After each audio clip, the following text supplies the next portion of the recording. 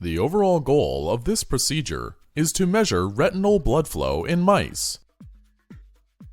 This is accomplished by first infusing fluorescent microspheres through the cannulated femoral vein of an anesthetized mouse.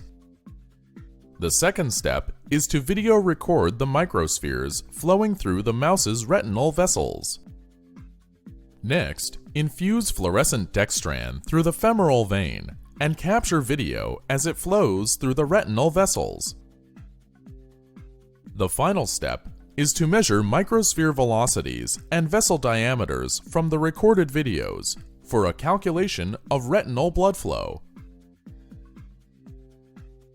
A primary advantage of this technique is the ability to accurately measure the retinal blood flow using a standard fluorescence microscope. This method can help answer key questions in the retina field, such as the extent to which changes in blood flow contribute to diabetic retinopathy.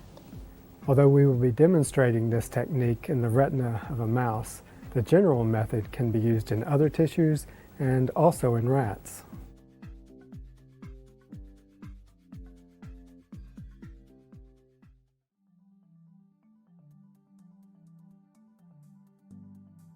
Sonicate a 1% stock solution of 1.9 micron diameter microspheres.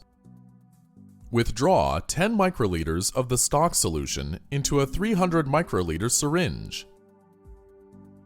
Then dilute the microspheres by drawing 240 microliters of sterile saline into the syringe.